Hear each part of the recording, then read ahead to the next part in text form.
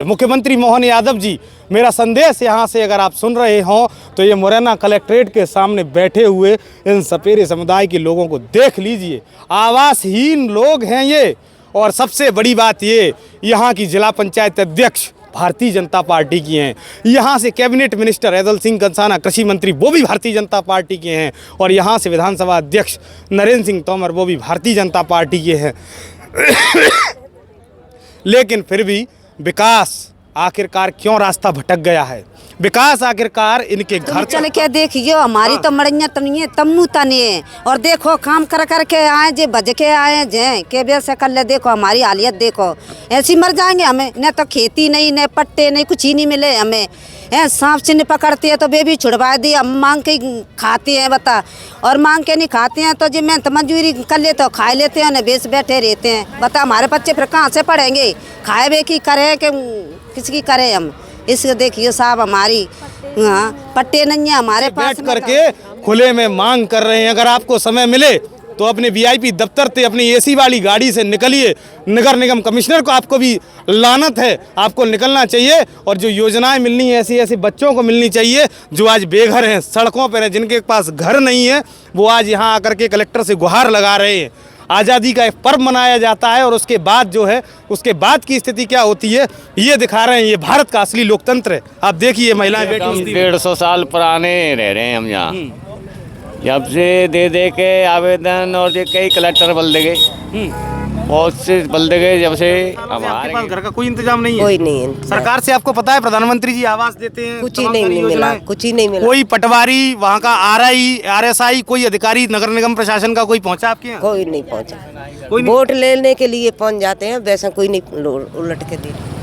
कल 26 जनवरी थी और बाबा साहब भीमराव अंबेडकर के द्वारा जो संविधान के सपने देखे गए थे, जिस संविधान के तहत लोगों को अधिकार दिए गए थे, उस संविधान के तहत ये झंडा और इस झंडे के नीचे बैठे हुए ये दलित समाज के तमाम सारे लोग, ये नगर निगम के लोग हैं। और इस वक्त मैं आपको बता दूं कि महापौर भी दलित समाज से आती हैं।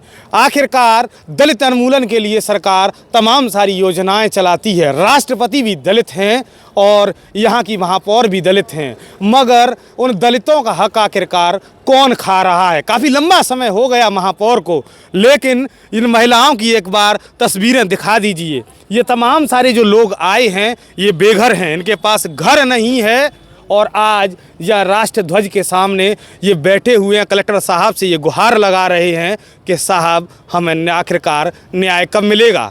सरकार बात करती हो, दावे करती हो प्रधानमंत्री आवास योजना की और तमाम सारी योजनाओं की, और अगर कोई दलित इतने बड़े पद पर बैठा है और उसके बाद भी आप अपने समाज के लोगों का भला नहीं कर सकते, तो एक बार आपको अपने गिरेबान में झाँक के देखना चाहिए कि आखिरकार इन लोगों को न्याय क्यों नहीं मिला।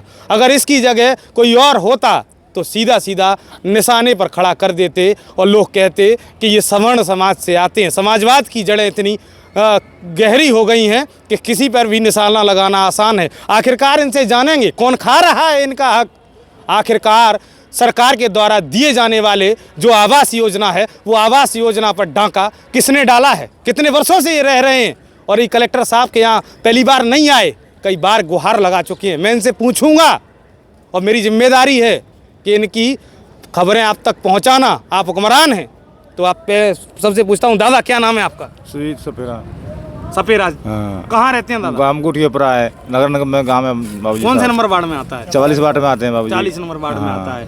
तो क्यों आए आज कलेक्ट्रेट पर? क्यों कई बार फिर गए, कोई सुनवाई नहीं है, हमारी आवास नहीं है, पट्टे नहीं है, कुछ कोई लाभ ही नहीं मिल रहा, कुछ भी नहीं मिला। परेशान है, घर से बेघर हैं। तो कहाँ रहते हैं आप? गाँव गुटियापुरा है। नगर निगम कहाँ है मतलब? फिर झोपड़ियों में रहते हैं बाबूजी। हाँ, झोपड़ी में रहते हैं, झुग्गी बना के रह रहे हैं। कितने सालों से रह रहे हैं आप झुग्गी बना के? 5 पीढ़ी बीत गई, हमारे पुरखे कई बुजुर्ग खत्म हो गए। 5 पीढ़ी से कोई लाभ नहीं मिल रहा है, गरीबी में मर रहे हैं, कोई लाभ नहीं है, किसी प्रकार का भी लाभ नहीं मिल रहा है हमें। तो कोई सरकारी अधिकारी, प्रशासनिक तंत्र का कोई व्यक्ति आपके यहाँ पहुँचा के आवास योजना का लाभ? कोई नहीं पहुँचता है, कोई नहीं पहुँचता है, कोई नहीं पहुँचता है बाबूजी साहब। जे और कहते हैं गोठियापुरा कहाँ पड़ता है और नगर निगम में गाँव में हालत बहुत ख़राब है हमारे गाँव की। चल के देखा जाए कि कैसे बच्चों को पेट गुजारा कर रहे हैं। तो आप अपना गुजारा कैसे करते हैं? क्या करें, मेहनत मजदूरी करते हैं बाबूजी। हमारे सरफ जो क्या सरकार ने बंद करवा दी, क्या करें? मेहनत मजदूरी कर रहे हैं, बच्चों का पेट पालन भी ढंग से नहीं हो पा रहा है, भूखे प्यासे एक टाइम मिलता है, एक टाइम नहीं मिलता है, बहुत स्थिति खराब है। चल के मौका देखा जाए साहब। और भी लोग हैं, तमाम सारे लोग हैं। समस्या ये है कि कई दशकों से ये रह रहे हैं मगर इनको आवास योजना का लाभ नहीं मिला। बाबा हैं, बुजुर्ग हैं, मैं इनके पास जाता हूँ और महिलाएं छोटे छोटे बच्चों को लेकर के आई। बाबा क्या नाम है आपका? मेरा नाम है रंजीत सपीरा। रंजीत सपेरा जी, कितनी वर्ष उम्र दादा आपकी? करीबन जो तो उम्र होगी मेरी 65 के लगभग। आपको पता है प्रधानमंत्री मोदी जी एक आवास योजना के तहत लोगों को मकान दे रहे हैं जिसमें 2.5 लाख के करीब हाँ पैसा पता मिलता है सर जी, जो तो खूब दुनिया में मिल रहे हैं, लेकिन हमारे यहाँ तो अभी तक कोई भी चल के कर्मचारी नहीं पहुँचा है। और हमारी 17-18 साल की उम्र थी तब से लेके रो रहे हैं, फिड़फड़ा रहे हैं। हमारे बुजुर्ग लोग भी रोते फिपाते गुजर चुके हैं। अब जो है देखा जाए तो अब इस खेल में बुजुर्ग हम ही हैं सारी बस्ती के अंदर में। और जो तो देखा जाए तो मैं भी कई बार प्रयास कर चुका हूँ कि शासन सबके लिए लाभ दे रही है, तो हमारे लिए अभी तक लाभ क्यों नहीं प्राप्त हुआ। और शासन द्वारा जो तो आज तक हमारे लिए क्यों नहीं जो तो हमारे भूमि स्वामी का किसी की छीनना नहीं चाहते, किसी किसान की हड़पना नहीं चाहते। हम जिस जगह पे गुजारा कर रहे हैं हमारे पुरखों ने जो हमें दी है उसी में जो तो हम अपना सबूत लेकिन चाहते बाबा हैं। जो महापौर हैं अभी यहाँ की शारदा सोलंकी, हाँ जी। दलित महापौर हैं और आप भी उसी समाज से आते हैं, तो आपने उनसे कहा महापौर जी से कि कई बार किया साहब, कई बार प्रयास कर सकते हैं हम अपने महापौर से भी, और जी भर के सपोर्ट किए, इनको चुनाव में जिताने की पूरी प्रयास किया है और जिता भी दिया है। लेकिन अभी तक जो है पलट के हमारे महापौर कितने बार आपके घर पहुंची हैं? समय पे पहुंचती हैं साहब। जब इनका समय आता है, वोट लेने की समय आती है तभी जाते हैं, तब से वादा करके चले जाते हैं, लेकिन पलट के कोई शख्स नहीं देखता है। तो आप देख लीजिए, सीधा आरोप महापौर मुरैना पर है। वोट लेने के बाद आप आखिरकार क्यों नहीं आई हैं इनके यहाँ? आपको आखिरकार क्यों याद नहीं आई? दुहाई देते हैं कि हम दलित हैं, ये भी दलित हैं। महापौर जी देख लीजिए इनको, इनके पास घर नहीं है। दशकों से ये मांग कर रहे हैं, आपके दफ्तर में जा रहे हैं और आज इस देश की लोकतंत्र की अस्मिता के नीचे बैठ करके खुले में मांग कर रहे हैं। अगर आपको समय मिले तो अपने वीआईपी दफ्तर से अपनी एसी वाली गाड़ी से निकलिए। नगर निगम कमिश्नर को आपको भी लानत है, आपको निकलना चाहिए और जो योजनाएं मिलनी है ऐसी ऐसी बच्चों को मिलनी चाहिए जो आज बेघर हैं, सड़कों पर हैं, जिनके पास घर नहीं है, वो आज यहाँ आकर के कलेक्टर से गुहार लगा रहे हैं। आज़ादी का एक पर्व मनाया जाता है और उसके बाद जो है उसके बाद की स्थिति क्या होती है ये दिखा रहे हैं। ये भारत का असली लोकतंत्र है। आप देखिए महिलाएं बैठी हुई हैं। क्या नाम माता जी आपका? शारदा। कहाँ से आई हैं आप? गुड़ के परास से आए सर। किस नंबर वार्ड में आता है बहन जी आपका? 44 में। तो आप कभी महापौर से मिली है? महिला है महापौर यहाँ की? अब मिले तो नहीं है सर, टाइम पे ही आते हैं अभी तो वोट वोट लेने के लिए, और वैसे कम निकल जाता है फिर कोई नहीं आता है, कोई भी नहीं देखता है। सर हमें 4-5 पीढ़ी बदल गई है हमारी, तो कुछ लोगों की समाई भी नहीं हो रही है। एक एक घर में 2-2 3-3 रह रहे हैं।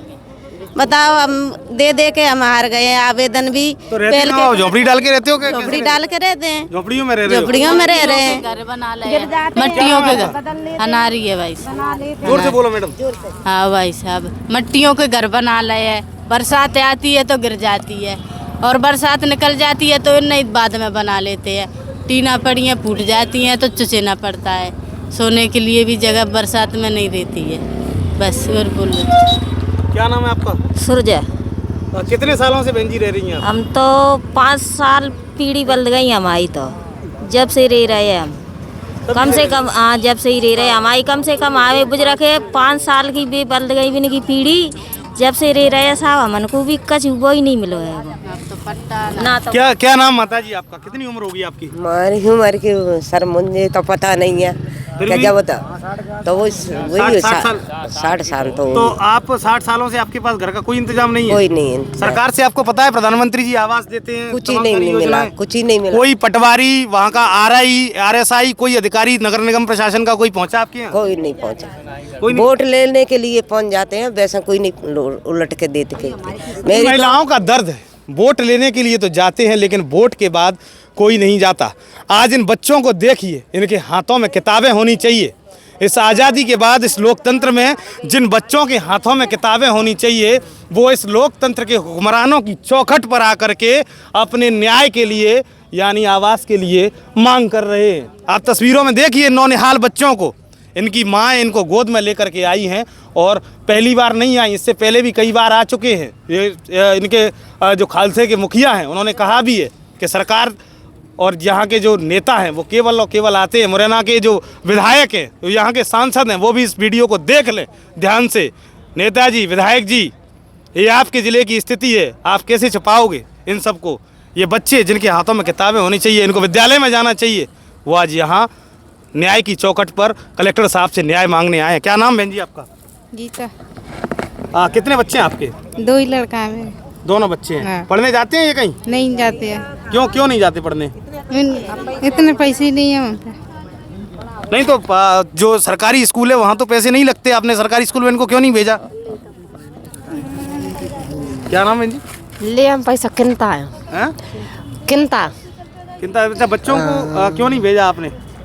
पैसा लेते हैं वे पढ़ाने के।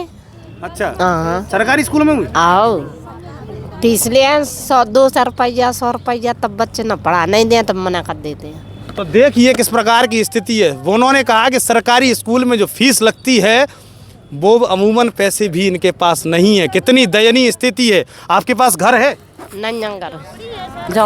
तुम चल के देखियो, हमारी तो मड़िया तनिए तम्मू तने और देखो काम कर कर के आए जे बज के आए जे के बेर से कर ले, देखो हमारी हालियत देखो, ऐसी मर जाएंगे हमें। न तो खेती नहीं, न पट्टे नहीं, कुछ ही नहीं मिले हमें।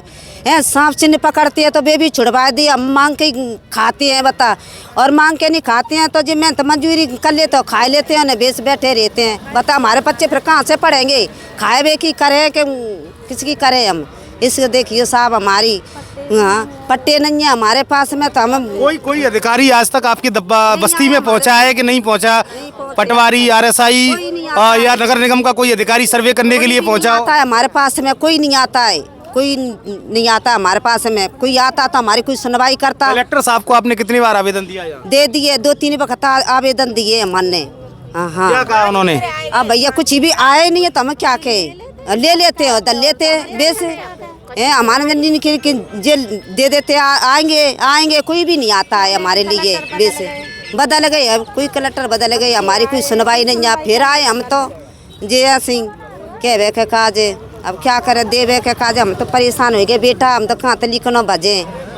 हाँ, ऐसी करिए हमारी सुनवाई, ऐसी करियो बेटा जो हमारी सुनवाई। कलेक्टर बदलेंगे मगर यहाँ के हालात नहीं बदलेंगे। सरकार अंतिम पंक्ति के अंतिम छोर के व्यक्ति तक योजना पहुँचाने के दावे और वादे करती है। मुख्यमंत्री मोहन यादव जी, मेरा संदेश यहाँ से अगर आप सुन रहे हों तो ये मुरैना कलेक्ट्रेट के सामने बैठे हुए इन सपेरे समुदाय के लोगों को देख लीजिए। आवासहीन लोग हैं ये, और सबसे बड़ी बात ये, यहाँ की जिला पंचायत अध्यक्ष भारतीय जनता पार्टी की हैं।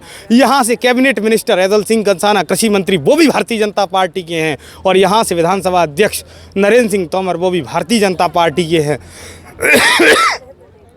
लेकिन फिर भी विकास आखिरकार क्यों रास्ता भटक गया है? विकास आखिरकार इनके घर तक कब पहुँचेगा, इनकी बस्ती तक कब पहुँचेगा, इनसे जानता हूँ। क्या नाम है आपका?